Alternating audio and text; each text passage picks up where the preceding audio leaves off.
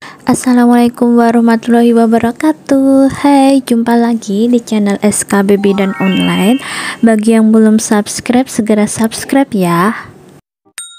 Soal nomor 1.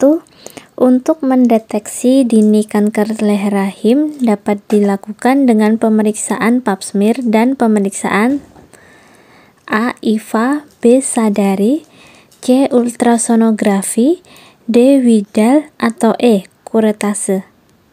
Jawaban yang paling tepat adalah A. Pemeriksaan IVA.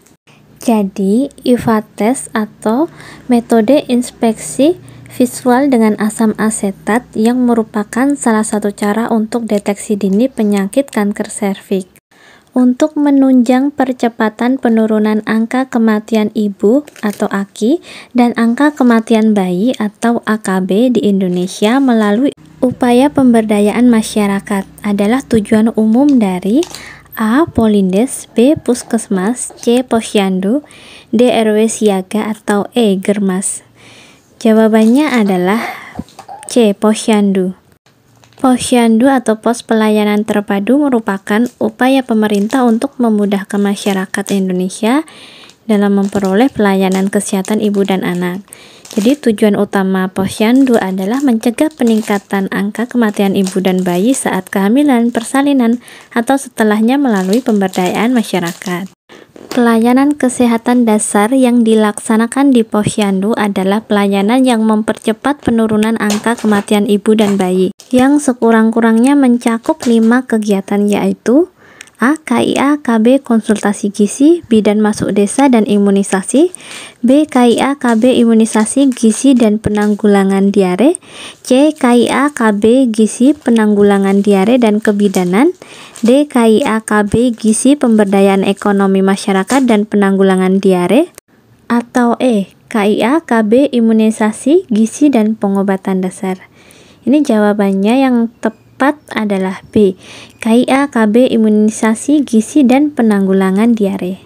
Nah, jadi itu merupakan 5 kegiatan posyandu atau pancakrida posyandu. Nah, kalau 7 kegiatan posyandu atau saptakrida posyandu itu tinggal ditambah 2 item, yaitu sanitasi dasar dan penyediaan obat esensial. SDGs diimplementasikan oleh PBB ke negara-negara anggotanya pada tahun 2015.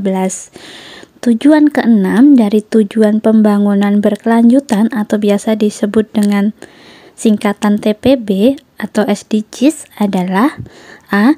Kesehatan yang baik dan kesejahteraan sosial, B. Tanpa kelaparan, C. Tanpa kemiskinan, D. Pendidikan berkualitas, atau E. Air bersih dan sanitasi.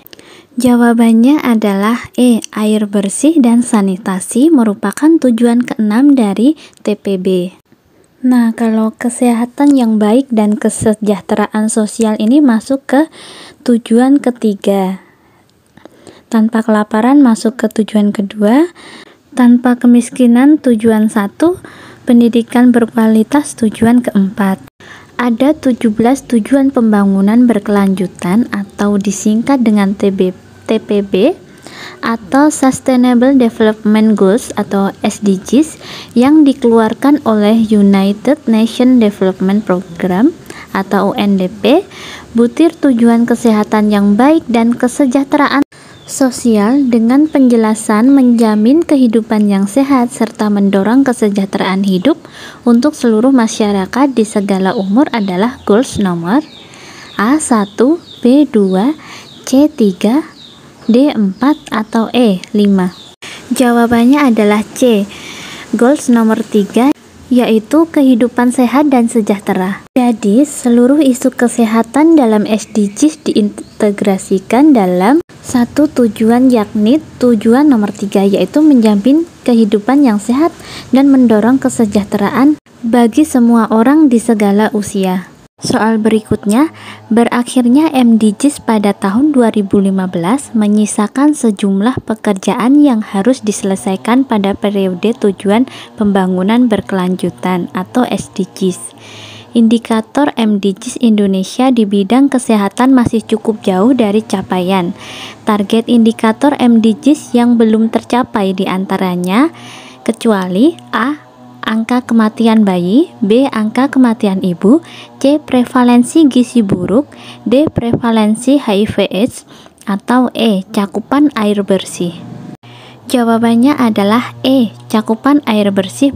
Target MDGs yang belum tercapai diantaranya MDGs pertama yaitu bagian persentase penduduk yang hidup di bawah garis kemiskinan nasional, kemudian proporsi penduduk dengan asupan kalori di bawah tingkat konsumsi minimum. Kemudian bagian MDGs 4 yaitu bagian angka kematian bayi per 1000 kelahiran hidup dan angka kematian balita per 1000 kelahiran hidup. Kemudian bagian MDGs 5 yaitu angka kematian ibu per 100.000 kelahiran hidup. MDGs 6 bagian prevalensi HIV/AIDS. Selanjutnya bagian MDGs ke-7 yaitu jumlah emisi karbon dioksida, proporsi rumah tangga dengan akses berkelanjutan terhadap air minum layak di pedesaan, dan proporsi rumah tangga dengan akses berkelanjutan terhadap sanitasi.